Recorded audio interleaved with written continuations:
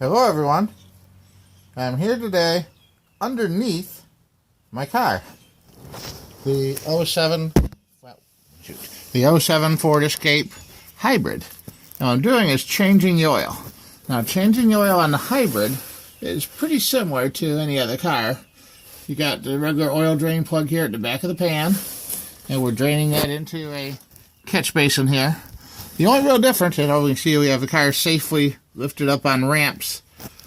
And the only real difference is on the hybrid, there's no oil filter cartridge, like a spin-on oil filter. Instead, it has a removable, replaceable filter element that's located behind this device right here. And now this side here is all squared off with little bumps on it like an oil filter would be. And there's also a drain plug in the center. Some people will put an Allen wrench in there, open that screw up, drain the oil out of this cartridge, and then remove the filter cover. But I never bother with the middle screw. It doesn't seem like it's really necessary. I just put my bucket underneath it to catch the oil, and I'll remove this all as one piece, and the oil and cartridge will drop out. Now, the thing is, there's different size wrenches for these. These are called oil filter wrenches or oil cap wrenches. And there's a plastic one here that I bought and tried to use, and it fits on there, but it just doesn't fit really tight. See the free play in it? And since it's plastic, when I went to twist it, it just kept popping and snapping all the way around. So that didn't work out real well for me. I was able to use it once or twice, and then I couldn't use it again. And the last time I changed my oil, I didn't even change the filter because I was disappointed. I couldn't get the cap of this off. I was in a hurry to finish the job. So when I went out and I bought this one, this is a metal one, size B as in boy. Let's see if we can focus in on that there.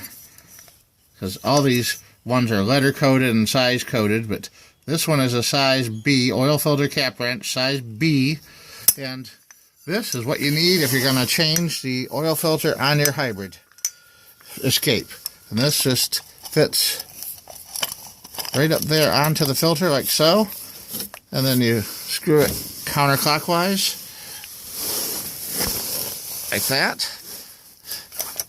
Now we better get the drain pan under there, or else we're gonna have a big mess here in my garage.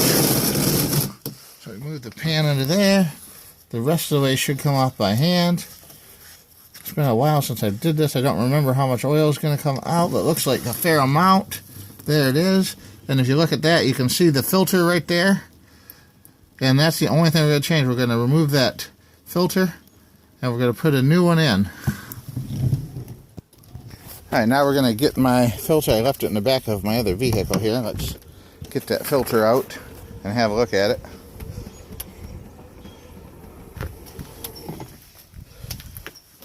Here's your traditional Fram PH2, which you would see on almost all of the Ford products these days.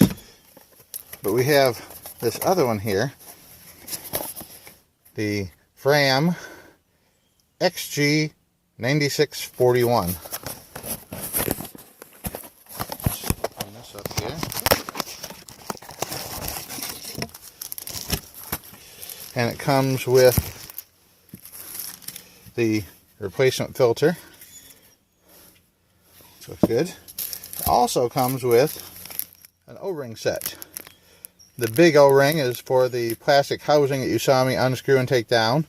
And the little O-ring would be for that silver hex head nut that goes into the center of it. So we're not going to use the little O-ring obviously because we didn't even take that part apart. But what we'll do is we'll clean up the filter housing, and we will install this new bigger O-ring and the new filter, and we will get this back together. Alright, so this is going to be pretty much just like any other oil filter replacement from here on in. We're going to take the filter cartridge and we're going to install it into the housing like that. And we might as well replace the O-ring while we're here too. Since they gave it to us, we're going to go ahead and replace the O-ring. So we will. Now this is going to take two hands. I'm going to have to set you down for a minute. Alright. I went and got my small little dental pick tool, inserted that underneath the O-ring. And now we're just going to work that around, all the way around the circle until the O-ring pops off. Now, it's a good thing we changed it because it's kind of on the stiff side and it's got some permanent flat spots compressed into it from being in place so long. And we're going to replace that with this new O-ring here. Try and do it one-handed so you can watch me roll it into place.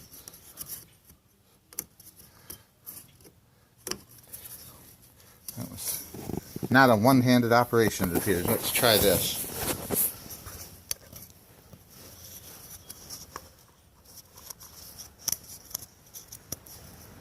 There we go. We rolled it down into place, like so.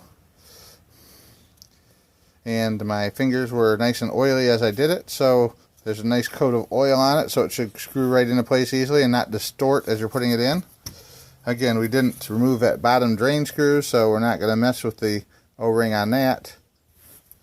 Oh, I just dumped some oil on my hands. You got to be careful. There's extra oil in the bottom of the cup, which you want to get out so you don't have all that dirty oil mixed in with your nice clean oil that you're putting in. Now, on the hybrid models, the oil change interval is actually longer than it is on most cars. I think what most cars nowadays are recommending between like 5,000 to 7,000 miles between oil changes. And on the hybrid model here, I believe the service interval is 10,000 miles on the oil change for this. But be that as it may, we're going to pop that back in there like that. So now we have our completed oil cartridge ready to be reassembled into the hole. Alright, we're back underneath the car. You can see the nice shiny spot where this would screw in at. We're going to fit that into place. Hand tighten it. Look at that, it goes right on in.